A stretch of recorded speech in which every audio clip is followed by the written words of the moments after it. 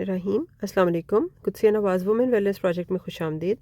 आज का हमारा मौज़ू गुफ्तगू पोस्टपार्टम केयर यानी ज़च्चा की निगहदाश्त और हिफ्ज़ान सेहत है। इसमें जो 5-6 चीज़ें बहुत अहम हैं उसमें पानी, मतवाज़न खुराक, ज़ाती सफाई, वर्जिश, ज़ख़म की एहतियात और ख़तरे के अलामात जिनका आपको पता होना चाहिए, जिसकी सूरत में आपको अपने मौलिद से या करीबी हॉस्पिटल से फ़ौरी रब्ता करना चाहिए। तो पानी के बारे में अक्सर बुज़ुर्ग ख़वातीन में मिथ पाया जाता है कि ज़्यादा पानी पीने से हम मोटे हो जाएंगे या ज़्यादा पानी पिएंगे तो ज़ख़म ख़राब हो जाएगा। तो ऐसी कोई बात नहीं है। पानी का पीना हमारे लिए हर सूरत में मुफीद है। गर्मियों में इनफैक्ट नौज़ायदा माँ को 15 से 20 ग्लास पानी कम से कम रोज़ाना पीना चाहिए और सर्दियों में भी 10 से 15 ग्लास लिक्विड इंटेक आपका होना चाहिए। पानी मोटा नहीं करता, बल्कि पानी हमारे जिस्म से डिफरेंट जो प्रेगनेंसी के हार्मोन्स वगैरह हैं, एक तो ज़ाहिर है ज़च्चा को डिलीवरी के बाद उनकी उस तरह से ज़रूरत नहीं होती है, तो पानी के इंटेक से उनका जो लेवल है ब्लड में वो कम हो जाता है। और इसके अलावा ज़्यादा जब पानी पीते हैं तो ज़ाहिर है कि हमारा खून जो है वो साफ़ होता है, यूरिन ज़्यादा आता है, तो जो ब्लड में एक्स्ट्रा केमिकल्स वगैरह हैं वो पेशाब के रास्ते जिस्म से बाहर निकल जाते हैं। सो पानी जो है वो ओवरऑल सेहत के लिए बहुत अच्छा है। खुराक में पहले भी आपको एक टेलीकास्ट में बताया था कि ताज़ा फल और सब्ज़ियों का इस्तेमाल और मतवाज़न खुराक का इस्तेमाल जो है वो बहुत इम्पॉर्टेंट है। इसी तरह ज़चगी में भी ये चीज़ें बहुत ज़्यादा इम्पॉर्टेंट हैं। और कॉन्स्टिपेशन नहीं होनी चाहिए क्योंकि कब्ज़ के बहुत सारे नुकसानात हैं। फ्रेश फ्रूट और वेजिटेबल का इंटेक, चक्की वाले आटे का इंटेक जो है वो इन चीज़ों को रोकता है। इसके अलावा ताकत वाली खुराक जिसमें प्रोटीन ज़्यादा हों, जैसे गोश्त, कीमा, यखनी और अंडा, इनका इस्तेमाल ज़्यादा करें, ताकि अगर किसी किस्म का ज़ख़म है बॉडी में तो ये उसकी हीलिंग के लिए स्पेशली बेनिफिशियल होते हैं। दूध जो है, दूध के बारे में भी एक आम ख़्याल पाया जाता है कि शायद दूध से ज़ख़म ख़राब हो जाएगा, तो ऐसा हरगिज़ नहीं है। दूध अपने अंदर ख़ुद एक मुकम्मल खुराक है। दूध और अंडा दोनों के बारे में ये कहना दुरुस्त है। सो इनका इंटेक जो है वो हमारी हीलिंग में, हमारी रिकवरी में हेल्पफुल होता है। लेकिन जो हमें क्विक एनर्जी चाहिए होती है उसके लिए आपने गंदम के आटे की रोटी इस्तेमाल करनी है। ज़ाती सफाई जो है ये बहुत अहम है। एक मिथ जो अक्सर लोगों में पाया जाता है कि जी नहाने से ज़ख़म ख़राब हो जाएगा या ज़्यादा नहाने से ज़ख़म में पानी पड़ जाएगा, तो ये बिल्कुल गलत ख़्याल है। ऐसा बिल्कुल नहीं है। कुछ लोगों में ये भी ख़्याल पाया जाता है कि जी छिल्ले के एंड पे ही नहाना है, यानी 40 दिन का छिल्ला तो आपने बीच के जो 39 दिन है उसमें नहीं नहाना और आखिरकार जो है 40वें दिन जाके नहाना है। तो ये भी बिल्कुल एक गलत ख़्याल और मिथ है, इसकी कोई हकीकत नहीं है। दरअसल जो छिले के एंड वाला नहाना है उससे मुराद तहारत होती है। लेकिन जो आपने ड्यूरिंग छिला जो बाथ लेना है, शॉवर लेना है या नहाना है या अपनी सफाई का ख्याल रखना है, वो आपकी पर्सनल केयर से रिलेटेड है और नहाना बिल्कुल अलाउड है। आप डेली भी चाहें तो नहा सकते हैं मुनासिब टेम्परेचर के पानी से, मौसम के अकॉर्डिंग। इसके अलावा जो सैनिटरी पैड्स या सैनिटरी नैपकिन्स आप यूज़ करते हैं, तो उसको जो है आपने मैक्सिमम 6 घंटे यूज़ करें, इससे ज़्यादा ना यूज़ करें। क्योंकि अगर आप 6 से ज़्यादा घंटे यूज़ करेंगे तो डिफरेंट इन्फेक्शंस, बैक्टीरियल या फंगल इन्फेक्शंस का रिस्क बढ़ जाता है।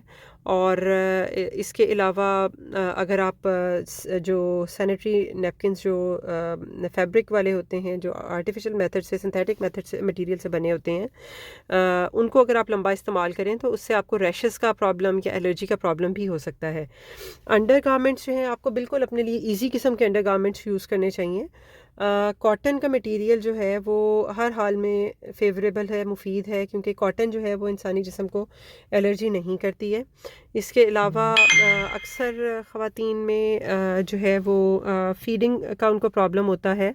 दूध बहुत ज़्यादा उतर रहा होता है, बच्चे की उतनी रिक्वायरमेंट नहीं होती और जिस वक़्त छातियाँ भरती हैं और भर के टपकना शुरू हो जाती हैं तो वो एक थोड़ा सा एम्बैरेसिंग और तकलीफ़देह मरहला होता है। तो उनको चाहिए कि जो ब्रा वो यूज़ कर रही हैं, एक तो वो फ्रंट ओपन ब्रा यूज़ करें, रियर ओपन ब्रा ना यूज़ करें, उससे उनको बेबी को फ़ीड कराने में काफ़ी हेल्पफुल होगा। दूसरा, अगर उनको ये प्रॉब्लम है तो ब्रा पैड्स भी मार्केट में अवेलेबल हैं। अगर वो ब्रा पैड्स यूज़ करना चाहें that is well and good, but अगर ब्रा पैड्स अवेलेबल नहीं हैं तो जिस तरह कॉटन के पैड्स वो घर में बना के यूज़ कर लेते हैं, इसी तरह आप ब्रा पैड्स भी ख़ुद बना के यूज़ कर सकते हैं ताकि आपको ये प्रॉब्लम ना। اس کے علاوہ زخم کی احتیاط جو ہے، اگر کسی قسم کا آپ کو زخم آیا ہے، فار ایگزامپل نارمل ڈیلیوری میں ایپیزیوٹمی کا زخم یا نیچے جو ہے وہ ہمارے نچلے جسم پہ جو زخم آتا ہے وہ، اور سیزیرین کی صورت میں جو پیٹ کے نچلے حصے میں زخم آتا ہے وہ، یہ دو زخم جو ہیں یہ زچگی کے مرحلے میں کامن ہوتے ہیں، تو ان کی صفائی کا خیال رکھنا، ان کی احتیاط کرنا بہت ضروری ہے۔ زخم کو کم از کم آپ کو دن میں 3 مرتبہ یا آپ نیم گرم پانی سے صاف کریں، اور اگر سیزیرین سکار ہے تو بہتر ہے کہ آپ کم از کم اس کو اسپرٹ سے یا پائیوڈین سے صاف کریں تاکہ اس میں انفیکشن کے چانسز نہ ہوں۔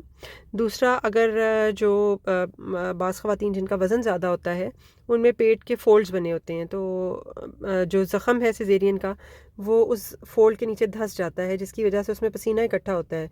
تو اگر ہم زخم کو ہوا نہیں لگنے دیں گے، اس کو خشک نہیں رکھیں گے، تو اس میں ریشہ پڑنے کا چانس بہت بڑھ جاتا ہے، اور انفیکشن جو ہے وہ اس کے چانسز بہت زیادہ بڑھ جاتے ہیں۔ سو زخم کو ہم نے صاف بھی رکھنا ہے اور خشک بھی رکھنا ہے، اور جن میں یہ فولڈ والا پرابلم ہو ان کو چاہیے کہ اپنے پیٹ کے فولڈ کو اٹھا کے رکھیں، چاہے ململ کے یا لون کے دوپٹے سے باندھ لیں یا کوئی بیلٹ یوز کریں، تو اس سے زخم کو خشک رکھا جا سکتا ہے۔ البتہ دوپٹے کا استعمال اس لیے بینیفیشل ہے کہ دوپٹہ آپ روز دھلا ہوا یوز کر سکتے ہیں، میلا گندا پرانا دوپٹہ نہیں یوز کریں گے تو ظاہر ہے کہ زخم بھی ٹھیک رہے گا۔ زخم کو آپ نے گندگی سے اور پسینے کے اثرات سے محفوظ رکھنا ہے۔ ورزش جو ہے زچگی میں وہ بہت زیادہ اہم ہے، ہماری ریکوری میں ہیلپ فل ہوتی ہے، اسپیشلی اگر کوئی خاتون پریگننسی سے پہلے سے ایکسرسائزز کر رہی تھی اور ڈیورنگ پریگننسی بھی وہ ایکسرسائز کرتی رہی ہیں، تو ان کو زچگی کے پیریڈ میں بھی اپنی ایکسرسائز جو روٹین ایکسرسائز ہے وہ کنٹینیو کرنی چاہیے۔ اس میں اسپیشلی کمر اور پیٹ کی ورزش بہت اہم ہے، کیونکہ کمر کے پٹھے اکثر کمزور ہو جاتے ہیں، پیٹ کے پٹھے اسپیشلی زچگی کے بعد کمزور ہو جاتے ہیں، اور ہمارے نچلے جسم کے جو مخصوص حصے ہیں ان کے پٹھے کمزور ہو جاتے ہیں، تو ان تینوں حصوں کی ورزش جو ہے مسلس کو واپس ان کی اسٹرینگتھ میں لانے کے لیے بہت زیادہ امپورٹنٹ ہے، اور اس کو آپ یوٹیوب یا گوگل کر کے دیکھ سکتے ہیں کہ کون سی پوسٹ پارٹم ایکسرسائزز یا پوسٹ پارٹم ورزش آپ کو کرنی چاہیے۔ اب جو خطرے کی علامات ہیں جس صورت میں آپ کو امیجیٹلی ہاسپٹل جانا چاہیے، اس میں تیز بخار ہے۔ تیز بخار اکثر جو عموماً پایا جاتا ہے وہ پیشاب کی انفیکشن یا چھاتی کی انفیکشن کی وجہ سے ہوتا ہے، لیکن اور بھی وجوہات ہو سکتی ہیں۔ سو زچگی میں چھلے کے دوران تیز بخار کو بالکل نگلیکٹ نہیں کرنا، فوری طور پہ ہاسپٹل سے رجوع کرنا ہے۔ کھانسی ہو، اسپیشلی اگر بلغم والی یا ریشے والی کھانسی ہو، زخم میں سوزش ہو جائے، چھاتی میں سوزش ہو، چھوٹے پیشاب یا بڑے پیشاب کی رکاوٹ ہو، یا پیشاب لیک ہو جاتا ہو، یا قبض ہو بہت خراب، یا بہت تیز شوگر یا بلڈ پریشر ہو رہا ہو، یا آپ کو دماغ سن ہو رہا ہو، آنکھوں کے آگے اندھیرا آ رہا ہو، تو اس طرح کی علامتیں جو ہیں یہ بھی بہت زیادہ خطرے کی علامات ہو سکتی ہیں۔